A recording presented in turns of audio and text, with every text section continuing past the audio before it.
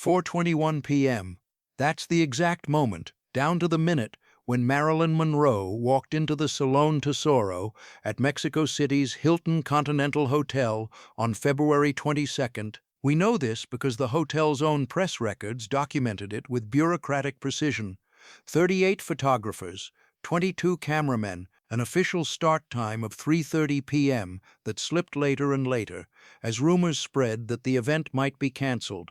And then she appeared, nearly an hour late, wearing an emerald green dress with a matching headscarf, and the room detonated into chaos. But here's what makes this moment so significant. This wasn't a movie premiere or a publicity stunt. Marilyn Monroe had come to Mexico City just 5 months before her death to do something shockingly mundane: buy furniture for her new house. According to Spanish newspaper El País, she had recently purchased a Spanish-style home in Brentwood, Los Angeles, and it sat almost completely empty. She wanted to fill it with Mexican pieces, art, furniture, objects that would make the place feel like hers. That's why she flew in on February 20th with her press representative Patricia Newcomb, supposedly traveling incognito. But by the time she reached the Hilton Continental 2 days later, the Mexican media had caught wind of her presence, and what was supposed to be a private shopping trip had turned into a spectacle. Yet despite all that documentation, despite the precision of the timeline and the dozens of witnesses, what actually happened during those 5 days in Mexico City remains strangely mysterious. Because when investigators examined Marilyn's Brentwood home after her death on August 5, 1962, they found rooms that still looked bare, as if the furniture she came to Mexico to buy had never quite made it home. If you want to discover the untold stories behind Hollywood's greatest mysteries, please subscribe to our channel. We bring you the secrets that changed entertainment history forever. 3 weeks before that Mexico flight, Marilyn had done something she'd dreamed about for years. On January 29, 1962, she signed papers on a modest Spanish-style house at 1230 Fifth Helena Drive in Brentwood. It wasn't a mansion. It wasn't in Beverly Hills. It was small, just over 2,000 square feet, with white stucco walls and terracotta roof tiles. And for the first time in her 35 years, it belonged entirely to her. Not to a studio, not to a husband. This was Marilyn's home, purchased with her own money. But there was a problem. The house was empty, not just sparsely furnished, actually empty. When she first walked through those rooms after closing the deal, her footsteps echoed off the bare walls. The previous owners had taken everything, and Marilyn hadn't had time to shop. She'd been too busy fighting with 20th Century Fox, too exhausted from the endless cycle of pills, too distracted by phone calls from men who claimed to love her but never quite stayed. The living room had a few borrowed pieces. The bedroom had a mattress on the floor, and every time Marilyn walked through those empty rooms, she felt the weight of what was missing, not just furniture, but the sense of home itself. That's when Patricia Newcomb suggested Mexico. Pat understood that Marilyn needed more than just a shopping trip. She needed escape. She needed a place where she could breathe without photographers camping outside her gate, where she could make decisions without some man telling her what looked best. Mexico City offered all of that, cosmopolitan enough for beautiful antiques, far enough from Hollywood for actual peace. So on February 20th, 1962, Marilyn Monroe and Patricia Newcomb boarded a plane. They traveled quietly, without publicity, no press releases, no studio handlers, just 2 women on what was supposed to be a private trip, and for about 48 hours it almost worked. The Hilton Continental Hotel on Paseo de la Reforma was one of Mexico City's finest establishments. When Marilyn checked in, the hotel's management made a fateful decision. They leaked it. By the morning of February 21st, word was spreading through Mexico City's media circles: Marilyn Monroe was in town. The response was immediate and overwhelming. Mexican newspapers began printing speculative stories.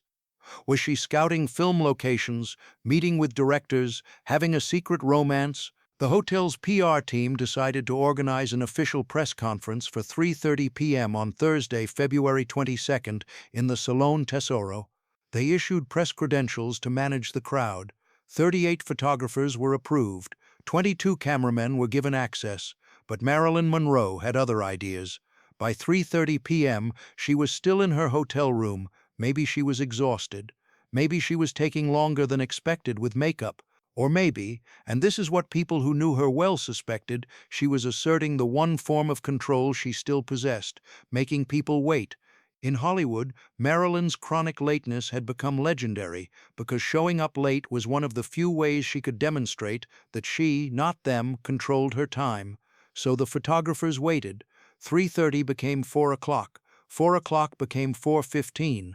Someone started a rumor that the event was canceled, and some press began packing up their equipment. The hotel's PR staff was panicking, and then, at precisely 4:21 p.m., the door opened, and Marilyn Monroe walked into the Salon Tesoro. She wore an emerald green dress that caught the afternoon light. A matching headscarf covered her platinum blonde hair, giving her an almost regal appearance, less Hollywood bombshell, more international sophisticate. And the moment she stepped through that doorway, 38 cameras began firing simultaneously. The sound was deafening, a mechanical staccato of shutters clicking, flashbulbs popping in rapid succession. One photographer who was there described it as a wall of light, an assault of brightness so intense that for several seconds you couldn't actually see Marilyn herself. She paused in the doorway, letting the photographers get their shots, understanding that the faster they got what they needed, the sooner the frenzy would die down. The questions started immediately, shouted in Spanish and English. What brought her to Mexico? Was she working on a new film? What did she think of Mexican men? The questions were superficial, but Marilyn answered them with practiced charm. She praised Mexico City's beauty, the warmth of its people. She deflected questions about romance with carefully worded non-answers. She mentioned shopping for furniture, though she kept details vague. No need to explain that she'd bought her first house and was trying desperately to make it feel like home before the loneliness swallowed her whole. The press conference lasted approximately 45 minutes of performance, of being Marilyn Monroe instead of Norma Jean, and then it was over. She thanked everyone graciously and retreated to her hotel room. None of the journalists asked why she looked so tired behind the smile. None of them wondered why a woman at the peak of fame would fly to another country just to buy furniture. But away from the cameras and manufactured spectacle, something more authentic was happening. One of the most significant encounters came when she visited the home of Emilio Fernandez in the Coyoacan neighborhood. Emilio El Indio Fernandez was a giant in Mexican cinema, a director whose films had defined the golden age, whose reputation for intensity rivaled anything from Hollywood. His home was legendary, a fortress-like compound with thick walls and dramatic architecture. Fernandez had invited Marilyn to dinner, and she accepted, eager for an evening less performative than the hotel press conference. Patricia Newcomb accompanied her, along with Mexico City's film elite directors, actors, cinematographers who represented the artistic heart of Mexican cinema. As dinner progressed and wine flowed, the atmosphere relaxed. Fernandez began telling stories about his films, about the Mexican Revolution, about the difference between Hollywood's manufactured glamour and the raw authenticity he captured on screen. Marilyn listened, genuinely engaged in a way she rarely was at Hollywood parties, and then Fernandez announced it was time to teach Marilyn the proper way to drink tequila, not the Hollywood version where people took shots and grimaced, the real way, the ritual that transformed drinking into art. He brought out high-quality tequila, fresh limes and coarse salt. Then he demonstrated, lick the back of your hand, shake salt onto the wet spot, lick the salt, shoot the tequila, bite the lime. Marilyn tried it once, laughing at the sharp burn and the way the lime's tartness cut through the heat. Fernandez grinned and said, in his thick accent, one more time, one more time. So she did it again and again, each iteration becoming more fluid, more natural. The evening stretched on, fueled by tequila and conversation. These Mexican filmmakers talked to her about art, about cinema's responsibility to tell truth. They asked her opinions and actually listened to her answers. They treated her like an intellectual equal instead of a beautiful prop. And for a few hours, in that Coyoacan fortress, Marilyn Monroe felt seen in a way she almost never did in Hollywood. When she finally left in the early morning hours, she was laughing, genuinely happy. Patricia Newcomb, watching her friend glow with acceptance, wondered if maybe this trip had been exactly what Marilyn needed, proof that she could still find joy, still connect with people without it being transactional or performative. Over the next few days, Marilyn explored Mexico City with rare freedom. She visited El Taquito, a historic restaurant known for authentic Mexican cuisine, and sat at a table like any other customer, eating tacos and enchiladas without photographers lurking or fans interrupting. The staff treated her with respectful discretion, acknowledging who she was without making a spectacle. For Marilyn, who spent most meals either alone or at industry functions where every bite was observed, this simple act of eating in public without performance felt revolutionary. She wandered the Reforma district, looking at furniture shops and antique stores, searching for pieces that spoke to her. She wanted Mexican craftsmanship, hand-carved wood, colorful tiles, wrought iron details. She imagined how these pieces would transform her empty Brentwood rooms into spaces with personality. She bought a carved wooden chest, decorative tiles for the bathroom, a wrought iron bench for the garden, colorful pottery for the kitchen shelves. Each purchase was carefully considered, chosen because she genuinely loved it. This was her home, her taste, her vision finally being realized. She visited Churubusco Studios and happened to arrive when Luis Buñuel was shooting The Exterminating Angel. She watched from the sidelines as the legendary surrealist director worked, fascinated by how different it was from the Hollywood system, less about glamour and star power, more about psychological complexity and artistic vision. In the evenings, she attended small gatherings with Mexico City's cultural elite, artists, writers, intellectuals, who welcomed her into conversations about literature and philosophy. These weren't Hollywood parties where everyone was posing, these were genuine exchanges of ideas. Marilyn contributed, revealing the intellectual curiosity that Hollywood rarely allowed her to display. She talked about Dostoevsky, Hemingway, poetry exploring loneliness and identity, and people responded with respect, engaging her as a thoughtful person rather than just a beautiful face. For 5 days in February 1962, Marilyn Monroe experienced something she'd searched for her entire adult life: freedom to be herself without constant surveillance, human connection without performance, the sense that she was valued for more than appearance. Mexico City gave her acceptance, not worship, not exploitation, just simple acceptance.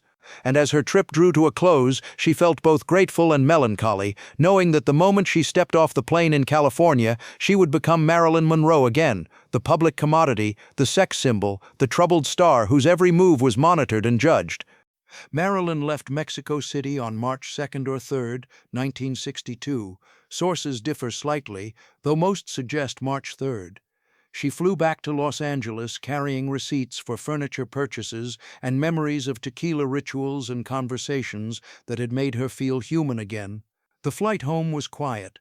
Marilyn stared out the window, already feeling the weight of reality settling back onto her shoulders. In Mexico City, she'd been allowed to be complex, interesting, more than her image. Back in Los Angeles, she would be a commodity again. When she returned to Fifth Helena Drive, the emptiness felt more pronounced. The furniture she'd purchased would take weeks to arrive. Shipping from Mexico City wasn't instantaneous in 1962, so the house remained largely bare, her footsteps still echoing, the sense of incompleteness overwhelming. She'd gone to Mexico to fill these rooms, and she was returning to the same emptiness she'd left behind. The furniture began arriving in April, piece by piece. The carved wooden chest was placed in the bedroom. The decorative tiles were installed in the bathroom. The wrought iron bench found a spot in the garden. The colorful pottery lined the kitchen shelves. Slowly, the house began to feel more lived in, more personal. But something was still missing. Not furniture or decoration, but the sense of peace she'd felt in Mexico City. The house looked better, more complete, but it still didn't feel like home. The emptiness wasn't about furniture at all. It was about connection, purpose, being seen and valued for who you really were. Through spring 1962, Marilyn tried to hold on to Mexico's lessons. She read more, building her personal library. She sought conversations with intellectuals and artists who could engage her mind. She fought with the studio for better roles that would demonstrate her acting ability rather than just sex appeal. But Hollywood kept pushing back, insisting that her value lay in being Marilyn Monroe, not Norma Jean. The weight of that contradiction grew heavier with each passing week. The sleeping pills and anti-anxiety medication became more frequent, more necessary just to get through each day. The house filled with beautiful Mexican pieces, but Marilyn herself felt increasingly empty, increasingly alone. On August 5, 1962, just 5 months after returning from Mexico City, Marilyn Monroe was found dead in the bedroom of her Brentwood home. The official cause was listed as probable suicide by barbiturate overdose. When investigators later examined the house, they noted something strange. Despite Marilyn having lived there over 6 months, despite the Mexico shopping trip, the house still felt incomplete. Some rooms looked finished with carefully chosen furniture, but other spaces remained oddly bare, as if she'd run out of energy or perhaps had never fully committed to making this place her permanent home. The bedroom where she died contained Mexican tiles in the adjoining bathroom, those decorative pieces she'd been excited to purchase. The living room featured the carved wooden pieces from Mexico City. But there were also areas that looked hastily arranged, rooms suggesting someone who'd started a project but lost momentum, just stuck in between, like Marilyn herself, caught between the image everyone expected and the person she actually was, between the dream of home and the reality of loneliness.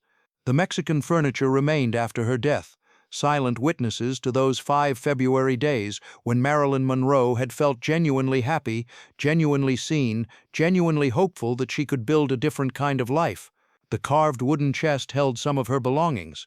The colorful pottery still lined the kitchen shelves. The wrought iron bench sat in the garden, waiting for someone who would never return.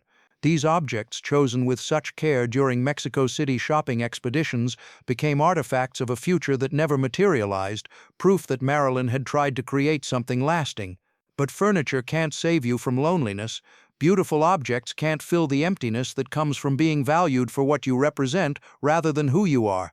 The story of Marilyn's Mexico City trip raises questions that still echo decades later. Why did a woman at the absolute peak of fame fly to another country just to buy furniture herself? The official answer, that she wanted authentic Mexican pieces, makes sense on the surface, but dig deeper and you find something more poignant. This wasn't really about furniture.